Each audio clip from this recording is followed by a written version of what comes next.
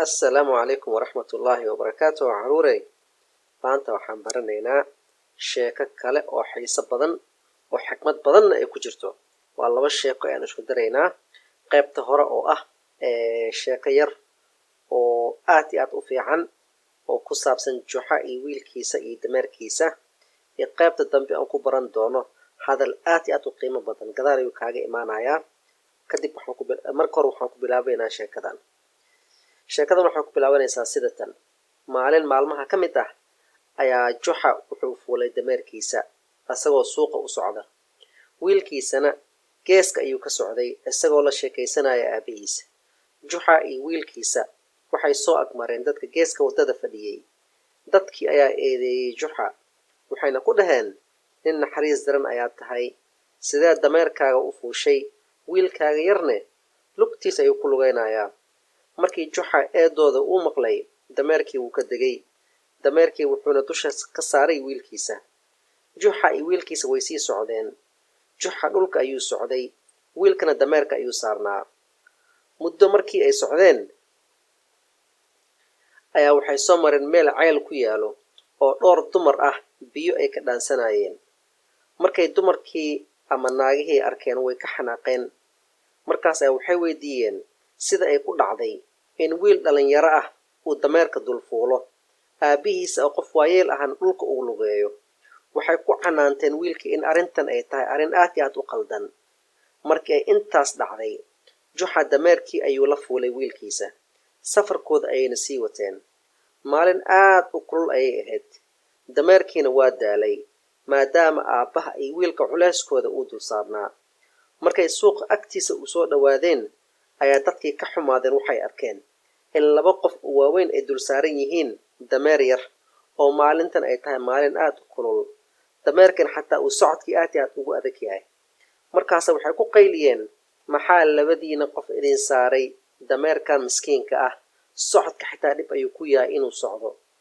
markii dadka ay sidaas u canaanteen, Juxa iyo wiilkiisaba way ka degeen dameerkii. suuq ayna u wadeen dameerkii ayagoo dhulka socda labadoodaba. markii suuqa ay soo galeen ayaa dadkii ku qosleen oo aad iyo aad u eedeeyeen. waxayna ku yidhaahdeen, doqonkan iyo wiilkiisa fiiriya, dameer ayay wataan oo xoog badan, dhulka ayna lugaynayaan labadoodaba. alla labadan qof doqonsanaa. Juxa markii intaas uu maqlay ayaa wuxuu u soo jeestay wiilkiisa, wuxuuna ku yidhi, wiilkaygiiow, waa aragtay maanta wixii dhacay. bini aadam ma qancin kartid ee noloshaada sida adiga aad rabto u noolow. dadka warkiisana ha ka welwelin, hana isku murjinin. haddana waxaan raacinaynaa qayb yar oo ku saabsan hadal aad u qiimo badan oo imaam shaafici uu ka yidhi qancinta dadka kale. imaamkii weynaa ee xikmada badnaa ee muslimiinta, imaam shaafici ayaa wuxuu yidhi, waan qoslay markaasay dadkii i dhaheen, ma xishoonaysid miyaa? waan ooyey markaasay i dhaheen, ma dhoola caddayn kartid miyaa? waan dhoola caddeeyey markaasay i dhaheen, waa istusus dhoola caddayntiisa. wejiga ayaana cabuusay markaasay i dhaheen, wejigiisa runta ayuu bannaanka soo dhigay ee weji cabuusnimadu waa u qarsaneed.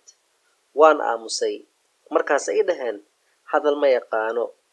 markaan hadlayna waxay i dhaheen, alla hadal badnaa ninkan. markaan dadka u dulqaatay waxay i dhaheen, waa nin fulay ah dadka aan iska celin karin, oo haddii uu geesi ahaan lahaa dadka waa iska celin lahaa oo ka argudin lahaa. markaan geesinimo muujiyey waxay i dhaheen, waa qof fudayd badan, oo haddii qof deggan uu ahaan lahaa wax walba waa ka fiirsan lahaa inta uusan samaynin. markaan maya dhahayne waxay ii qaateen inaan ahay qofka dadka kale ka duwan. markaan waxay rabeen ku raacayna waxay i dhaheen, waa nin nacamleeye ah.